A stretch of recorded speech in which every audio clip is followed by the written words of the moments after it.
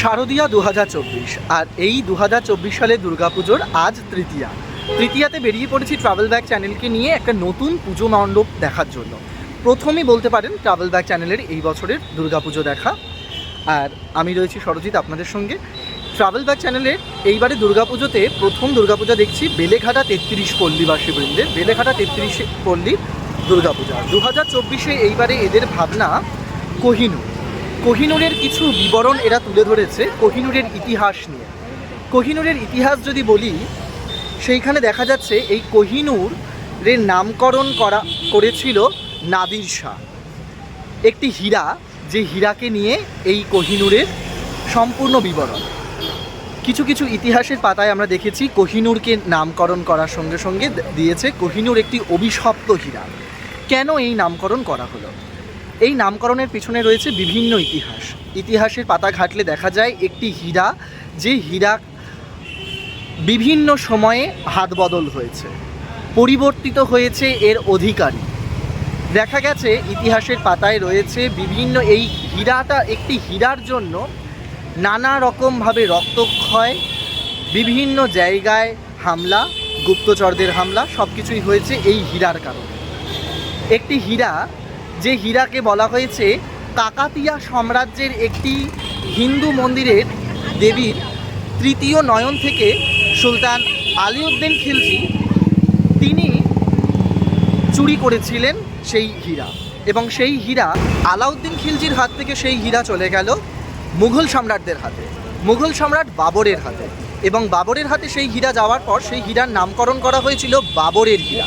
পরবর্তীকালে সেই হীরা বাবরের ছেলে হুমায়ুনের আন্ডারে আসে এবং হুমায়ুন সেটাকে নিয়ে চলে যায় পারস্য থেকে পরবর্তীকালে সেটা ভারতীয় মহাদেশের দাক্ষিণাঞ্চলে সেই হীরা চলে আসে।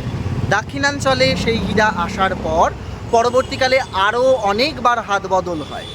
ইতিহাসের রেকর্ড অনুযায়ী 1748 খ্রিস্টাব্দে সেই হীরা এক বণিকের হাত ধরে আসে শাহজাহানের হাতে। শাহজাহানের ময়ূরপঙ্খী সিংহাসনে শোভাবর্ধন করছিল।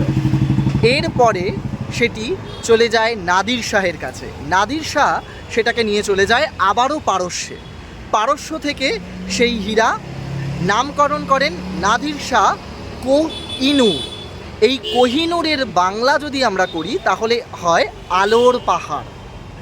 এই আলোর পাহাড় হীরা পরবর্তীকালে কাশ্মীর থেকে চলে যায় রাজা রঞ্জিত সিংহের হাতে, এবং পরবর্তীকালে রাজা রঞ্জিত সিংহের ছেলে দিলীপ সিংহের কাছে।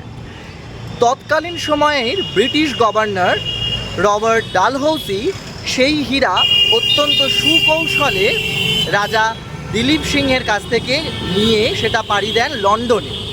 পরবর্তীকালে লন্ডনে পৌঁছানোর পর সেই হীরাকে কেটে পালিশ করে তার ঔজ্জ্বলত্ব বাড়ায়, কিন্তু এর ঔজ্জ্বলত্ব সৌন্দর্য বাড়ানোর সঙ্গে সঙ্গে সেই হীরার আয়তন কমে যায়, এবং সেই হীরা রানী ভিক্টোরিয়ার মাথার মুকুটে শোভা পায়।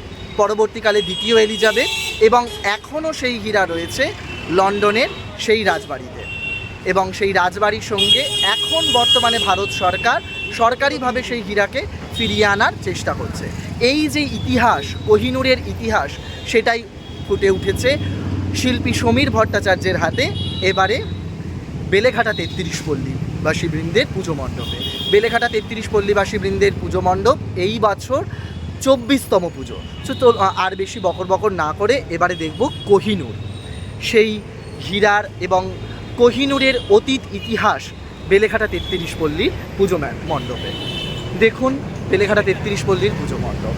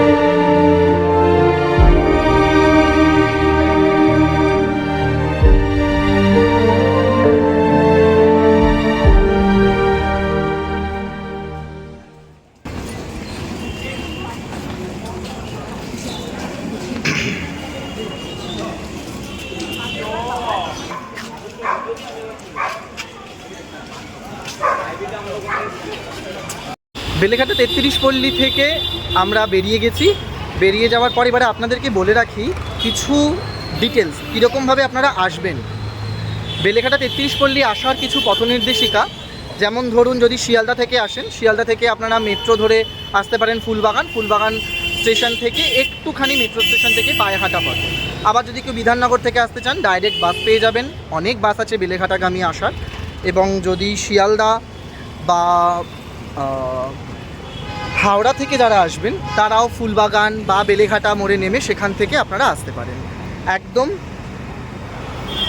টুয়ার্ডস আপনার উল্টোডাঙ্গা থেকে বা ফুলবাগান মোড় থেকে বেলেঘাটা মোড়ের মাঝখানেই এই বেলেঘাটা 33 পল্লী আপনাদের সবটাই দেওয়ার চেষ্টা করলাম। জানি না আপনাদের কেমন লাগলো, যদি ভালো লাগে শেয়ার করবেন, কমেন্ট করবেন এবং আরও কিছু পুজো মণ্ডপের দেখানোর বা পুজো মণ্ডপের ডিটেলস তুলে ধরার চেষ্টা করব। আমি দেখব এবং আমার অভিজ্ঞতাটাই শেয়ার করব এখানে আপনাদের জন্য। শুভ শারদীয়া, সকলে পুজো ভালো করে কাটান, সাবধানে কাটান, নিজে ভালো থাকুন, অন্যকে ভালো রাখুন। শুভরাত্রি।